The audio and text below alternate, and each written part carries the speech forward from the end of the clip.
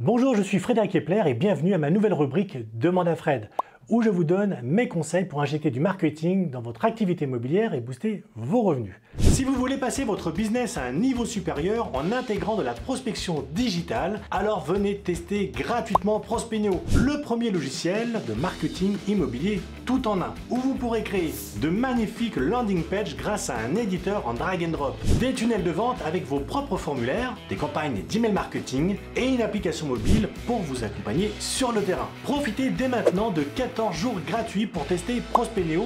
Je vous mets le lien juste en dessous dans la description. On parle trop peu d'eux, ou du moins très rarement, et pourtant ils sont indispensables à tout business immobilier, ce sont les acquéreurs. Et oui, on les traite moins bien que les vendeurs, mais ils comptent presque tout autant. Dans 99,99% des cas, un conseiller va recontacter les acquéreurs à la seule occasion s'il a des biens à leur montrer. Le reste du temps, c'est silence radio. Sauf que il peut se passer 6 mois entre le premier contact et le moment où vous proposerez un bien. Entre-temps, plein de choses ont pu changer. Son budget, ses critères, ou peut-être qu'il n'a plus envie d'acheter. Mieux encore, ces acquéreurs-là, ils sont peut-être aussi propriétaires. Ça veut dire qu'ils vont vendre. Ça pourrait vous faire d'ailleurs un joli petit projet d'achat-revente. Le truc, c'est que si vous ne gardez pas le contact, vous n'en saurez rien. Sans compter que vous passez pour un opportuniste. Vous les contactez uniquement pour des visites. Et c'est normal, le reste du temps, vous n'avez rien à leur dire. Enfin, ça, c'est ce que vous croyez. Justement, aujourd'hui, j'ai sélectionné une question pour vous et je voudrais vous la lire à ce jour. Je voudrais créer des relations plus fortes avec mes acquéreurs au lieu de les contacter une fois tous les 6 mois. Qu'est-ce que tu me conseilles de faire? L'idée ici, c'est d'initier déjà un échange avec les acquéreurs. Pas seulement quand on a un bien à leur proposer, mais de façon régulière tout le temps que dure la relation. Pour ça, je vais vous proposer de faire un petit schéma. On va définir deux types de contacts, contact 1 et contact 2. La différence sur ce premier contact ici, c'est qu'on va lui faire des petites flammes autour. C'est le contact pour lequel vous avez donc un bien à lui proposer. Donc, comment on va faire? Pour ça, on va utiliser une série d'emails qu'on va donc automatiser. Je vous donne un peu le schéma. Vous avez un acquéreur qui prend contact avec moi, je prends son téléphone, son adresse mail que je rentre dans ma base de données. Après avoir présenté un bien, ou même si ce n'est pas de bien à montrer, je lance une séquence, par exemple un mail chaque mois pendant 6 mois. Ici, on peut imaginer deux séquences différentes, justement, selon que vous ayez un contact acquéreur pour qui vous avez montré un bien et l'autre pour lequel vous n'avez rien à lui montrer. D'accord? Dans tous les cas, quoi qu'il arrive, le premier email que vous allez lui envoyer, que ce soit pour le premier contact ou le second contact, va exactement le même.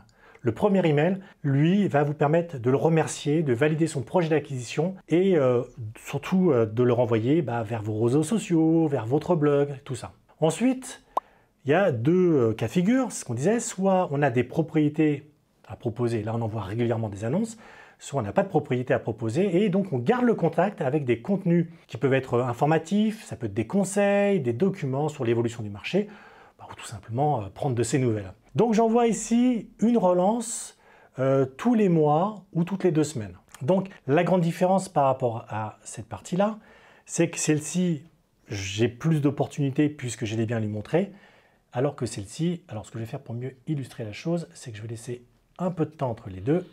Et ici, pour le coup, je vais l'envoyer plus régulièrement. Donc ce coup-là, ça sera à vous déterminer. Donc soit j'envoie toutes les 2 semaines, voilà, email 1, email 2, email 3.